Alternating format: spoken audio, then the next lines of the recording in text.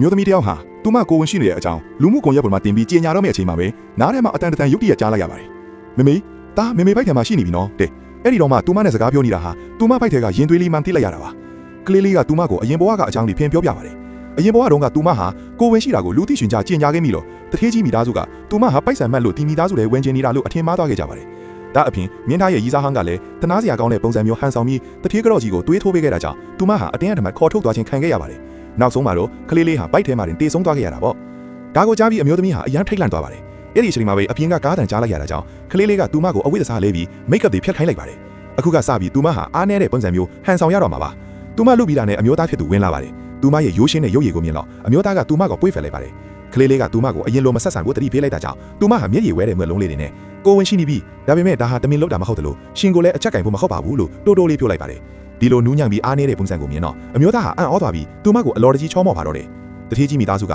ကလေးတယောက်ကိုကောင်းကောင်းကျွေးနိုင်တယ်လို့လည်းသူကပြောလိုက်ပါတယ်။ဒါကိုကြားမှသူမတပြင်းချနိုင်ပါတော့တယ်။ဒါပေမဲ့အဲ့ဒီအချိန်မှာပဲရီးစားဟောင်းစီကဖုံးလာတာကြောင့်အမျိုးသားဟာချက်ချင်းထွက်သွားခဲ့ပါတယ်။အမျိုးသမီးဟာအရန်ဒေါသထွက်လွန်းလို့ဘိုက်တောင်နာလာခဲ့ပါတယ်။ကလေးလေးကတော့ရီးစားဟောင်းကစပြီးကစားကွက်ရွှေနေပြီထိကြောင်နေအခုကစပြီးမိခင်နဲ့သားအတူတူပြန်တိုက်ခိုက်ကြမယ်လို့ဆုံးဖြတ်လိုက်ပါတယ်။နောက်တနေ့မနေ့စောစောမှာရီးစားဟောင်းကအိမ်ကိုငိုပြီးရောက်လာပါတယ်။သူမလည်းမလာချင်ပါဘူးဆိုတဲ့ပုံစံမျိုးပေါ့။ဒါပေမဲ့အမျိုးသမီးကလည်းငိုချင်အောင်ဆောင်ပြီးတောင်းပန်ကရိုးသားပြီးအပြစ်ခင်းတဲ့ပုံစံမျိုးနဲ့တုံ့ပြန်လိုက်ပါတယ်။ရီးစားဟောင်းကဒေါသထွက်ပြီးသူမကိုရိုက်ဖို့လက်ရွယ်လိုက်တဲ့အချိန်မှာပဲအမျိုးသားဖြစ်သူအိမ်ပြန်ရောက်လာပါတယ်။အဲ့ဒီအချိန်မှာအမျိုးသမီးကရှေ့ကိုတိုးဖေးလိုက်တာကြောင့်အမျိုးသားကသူမကိုကာကွယ်ဖေးလိုက်ပြီးရီးစားဟောင်းကိုမချေမနှက်ဖြစ်သွားပါတော့တယ်။ရီးစားဟောင်းလည်းအခြေအနေမဟန်တာပြီးလို့ဟန်ဆောင်တောင်းပန်ပြီးပြန်သွားရပါတယ်။ကလေးလေးကတော့ပထမအကြောင်းမှာငါတို့နိုင်ပြီလို့ပြောလိုက်ပါတယ်။အဲ့ဒီနောက်မှာတော့အမျိုးသားဟာအိမ်ကိုခဏခဏပြန်လာတတ်ပါတယ်။ကလေးလေးကတော့အမျိုးသားဟာသူမအပေါ်စိတ်ရိုင်လာပြီလို့ခံမှန်းလိုက်ပါတယ်။အမျိုးသမီးကမိသားစုဝင်တွေစီသွားပြီးတောင်းပန်ဖို့အကြံပေးတဲ့အခါအမျိုးသားကချက်ချင်းသဘောတူလိုက်ပါတယ်။အဲ့ဒီညမှာမိသားစုအိမ်တော်ကြီးကိုပြန်ရောက်တော့ရီးစားဟောင်းလေးရှိနေတာကိုတွေ့ရပါတယ်။ကလေးလေးရဲ့ညွှန်ကြားချက်အတိုင်းသူမဟာလူကြီးတွေကိုယိုသေးလိဆက်ဆံတာကြောင့်အဖွားဖြစ်သူတထေးကြော့ကြီးရဲ့ချီးမြှောက်မှုကိုရရှိပါတယ်။ထမင်းစားချိန်မှာကလေးလေးကဆွတ်ပြုတ်ခတ်ပိတ်ကိုတတိပေးတာကြောင့်သူမဟာတထေးကြော့ကြီးကိုတေးသေးချာချာပြုစုပေးပါတယ်။ယောက်ကမဖြစ်သူက